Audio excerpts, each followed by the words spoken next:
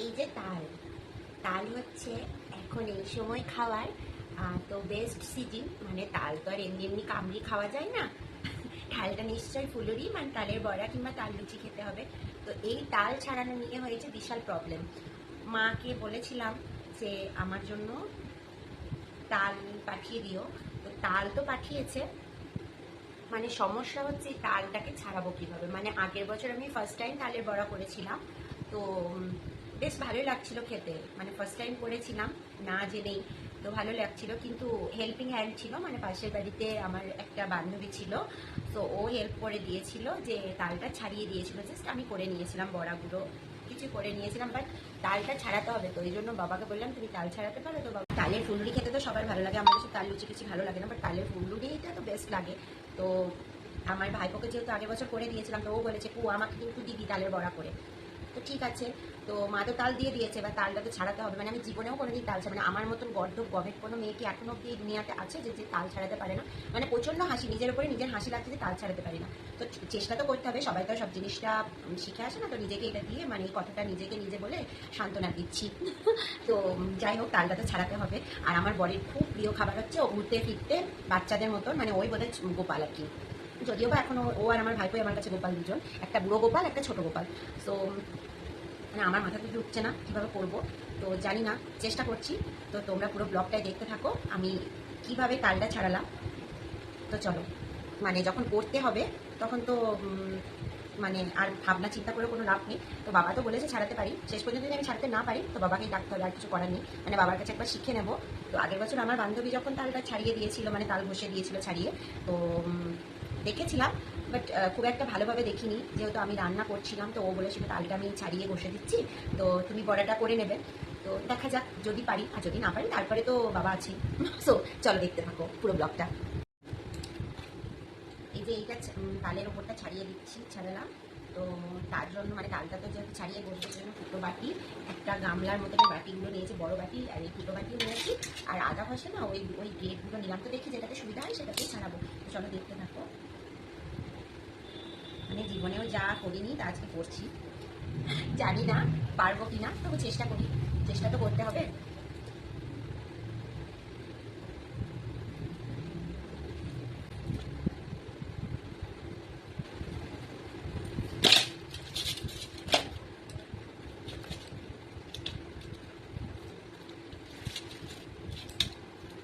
মানে এমন সিচুয়েশন যে কেউ যে একটা হেল্প করার জন্য থাকবে, মানে আমার বরটাও তো বাড়িতে নেই, মানে ও অফিস গেছে যদিও। মানে এই জন্যই মায়ের মতো কারোর একটা থাকা উচিত। মানে যেহেতু আমার আমার মা আছে ওখানে, তো এখানে তো আমার মা নেই, তো এখানে তো আমার শাশুড়ি মাও নেই।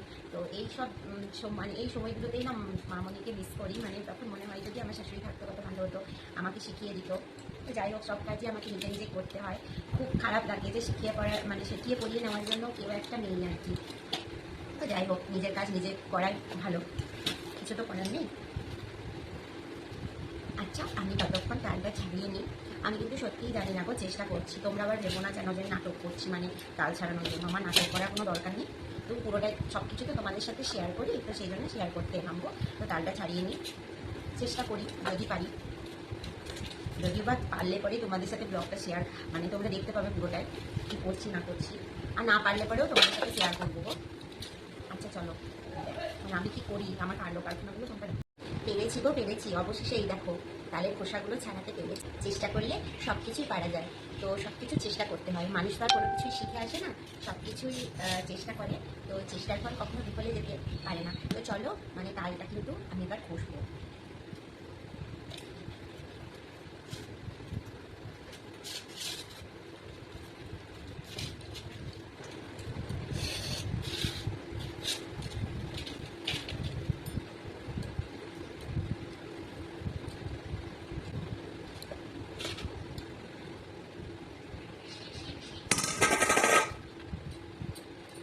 যাই হোক, এটাতে করে ট্রাই করি, ওটাতে পারবো না।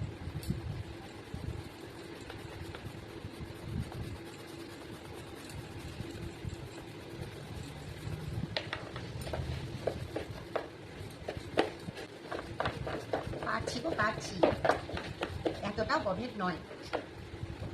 মানে নিজেকেই নিজে সব কিছু বলছি। যাই হোক, দেখি শেষ পর্যন্ত কী হয়। দেখো বন্ধুরা, তো নিজের হাতে বানানোর আনন্দটাই অন্যরকম। চেষ্টা করলে সব কিছুই পারা যায়, তাই না বলো? তো তোমরা যখন প্রথম এই তালের ফুলুরি বানিয়েছিলে, তো তোমরা তো ফার্স্ট টাইমে চেষ্টাই করেছিলে, সবাই কি শিখে এসেছিলে? একদমই নয়। তো আমিও চেষ্টা করলাম, পারছি, মানে ভাবছিলাম যে পারবো না, কিন্তু মনে সাহস রেখে প্রতিটা কাজে এগিয়ে যাওয়াটাই জীবনের পারা, মানে জয় আর কি। তো চলো আমি এই তালগুলো ঘষে নিই, দিয়ে কিন্তু আমি পুরোটাই তোমাদের সাথে শেয়ার করব। পেরেছি তো পেরেছি, এই দেখো যতটাই হোক পেরেছি তো না, তো আরও একটু হবে। এই মুহূর্তে এইগুলোর এরকম দশা, মানে যাই হোক লাইটটার জন্য মনে হচ্ছে যে এখনো লেগে আছে, বাট এরকম দশা হয়ে আছে। যাই হোক এতটা আপাতত ছাড়াতে পেরেছি। তো এই কটাও দেখি লাস্ট অব্দি কী হয়। আরও যতটা লেগে আছে দেখা যাক কী হচ্ছে। অবশেষে আমার তালের মাড়ি ঘষা কিন্তু কমপ্লিট হয়ে গেল। তো যে তালের মাড়িগুলো লেগেছিলো সেগুলো তো ঘষা হয়ে গেছিলো আগে, আরও একটু যে একদম শেষ পর্যায়ে যে মাড়িগুলোতে মানে একদম যেটা মাছগুলো লেগেছিলো আর কি ওই তালের মাড়ির, ওইগুলো আমি চেষ্টা করলাম ঘষে নেওয়ার। কিন্তু জানো একটা খুব খারাপ জিনিস হলো আমার সঙ্গে, সেটা হচ্ছে কালকে যেহেতু আমি চুড়ি মানে খুলতে গিয়ে হাত কেটেছি, তো ওই হাতটাই আমার আবার তালের মাড়ি ঘষতে গিয়ে ওই আঙুলটায় 2 বার ঘষা পড়ে গেল। তো মানে খুব কষ্ট হলো আর কি, কী করবো, এই যে হাতটা কেটে গেছিলো, ওর মধ্যেই সব কিছু করলাম, একটু কষ্টই হয়েছে। তো এই দেখো এরপর কিন্তু আমি চাল গুঁড়োগুলো, মানে চাল গুঁড়োটা আমি প্রথমে মিক্সিতে গুঁড়ো করে নিয়ে চালুনিতে চেলে নিলাম, যাতে যে গুঁড়োর মানে যেটা মোটা গুঁড়োটা আর কি সেটা ফেলে দিলাম তারপর আবার। তো ওই জন্য চাল গুঁড়োগুলো গুঁড়ি করে চেলে এই যে তেল গরম করতে দিয়ে দিয়েছি কড়াইয়ে।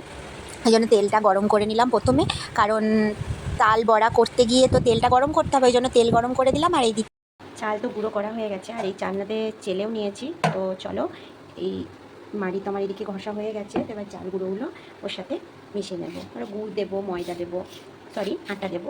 দেখতে থাকো কী করে আমি তালের বড়াটা করছি, আর তোমরাও জানাবে অবশ্য তোমরাও কীভাবে করো। তো তালটার সাথে চাল গুঁড়ি দিয়েছি, এবার ময়দা দিয়ে দিলাম, একটু মতন দেবো, বেশি দেবো না।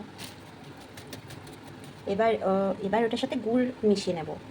তেলটা যেহেতু মিষ্টি সেজন্য গুড়টা কিন্তু পরিমাণ মতো দিতে হবে, না হলে বেশি মিষ্টি হয়ে গেলে ভালো লাগবে না। পরিমাণ মতন সব কিছু দিয়ে এবার কিন্তু এই যে তালের বড়া করার জন্য সবগুলো কিন্তু ভালোভাবে মিশিয়ে নেওয়ার জন্য খুব ভালোভাবে ফাটতে হবে, না হলে কিন্তু তালের ফুলুরি মচমচেও হবে না আর খেতেও ভালো লাগবে না। সো ওই জন্য আমি ভালো করে মানে ওই ফেটে নিলাম।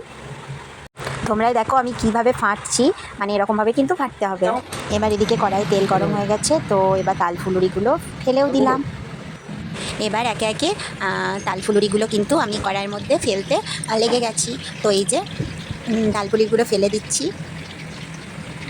শুধু কি তালের বড়া করলে হবে, একটু তো ঢঙও দেখাতে হবে। এই যে একটু ঢঙও দেখিয়ে নিলাম, মানে ওই তালটা নিয়ে চেষ্টা তো করছি তালের বড়াটা ভালো করে তৈরি করার। তো দেখা যাক এবার কেমন হবে। তো পুরোটাই তোমাদের সাথে কিন্তু শেয়ার করব, তো পুরো ব্লগটাই দেখতে থাকো। জানি একটু বড় হয়ে গেছে, বাট প্লিজ কিন্তু সবাই দেখো, কারণ আমার প্রথমবারের এক্সপিরিয়েন্স তোমাদের সাথে শেয়ার করলাম, তো দেখতে তো হবে। ওই জন্য রিকোয়েস্ট থাকলেও ভিডিওটা ভালো না লাগলেও কিন্তু দেখো, এবং কমেন্ট করে জানিও তোমরা তালের বড়া ঠিক কেমন করে বানাও, না আমার মতন কে কে বানাও সেটাও কিন্তু অবশ্যই জানাবে। যে তালের বড়াগুলো ভাজতে দিয়েছিলাম, তো ওগুলো তো ভাজা হয়ে গেছে, তার জন্য একটা হটপটে তালের বড়াগুলো আমি কিন্তু একে একে তুলে নিলাম।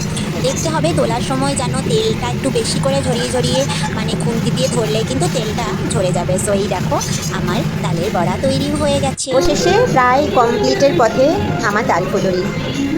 দেখো খেতে কিন্তু ভালোই হয়েছিল। নিজের প্রশংসা নিজে করছি একদমই না, কাউকে তো একজনকে বলতে হবে, তাই না বলো?